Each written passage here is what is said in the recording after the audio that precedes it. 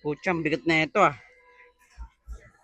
Welcome sa day 1 ng pag-restore natin ng home boxing gym natin. Pero bago ang lahat mga pre, nagugutom na ako. Kain muna tayo. Putik.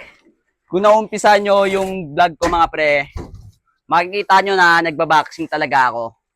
And lumalaban talaga tayo. Pero mga pre, nagka-injury tayo kaya ang tagal natin itong natenga yung home boxing gym natin. Kaya ngayong araw, i-restore natin. Tara, linis muna tayo. Tagal ko rin pala natenga sa pagbaboxing.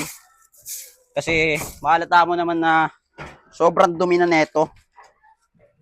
Ang alikabok na rin ng punching bag natin. Ito yung pinapang conditioning natin. Tek, ang dumi na. Tayo nakapag-practice. Minsan mga pre, napapaisip din ako eh. What if hindi ko tinigil yung pagbaboxing ko? Siguro, professional na ako ngayon. Pero ganun talaga mga pre. Baka kaya ako pinatigil kasi hindi para sa akin yun. Kaya ko kaya to. Nog! Patunaw ka, Nog! Nabasa eh. Kayan ba atin? Nakabit na natin siya mga pre, kaso may nakita akong problema. Ang tagal na na-stock na ito na di natin ginagamit kaya nabibuild up na yung mga kalawang. Medyo paputol na siya.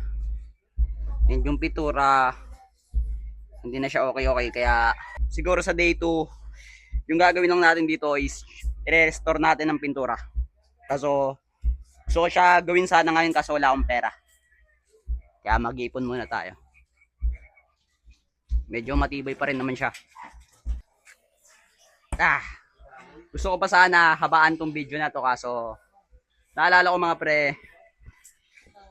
pending na pala tayo ng mga gagawing co-promotion para sa kabilang account natin. Kaya hanggang dito muna mga pre.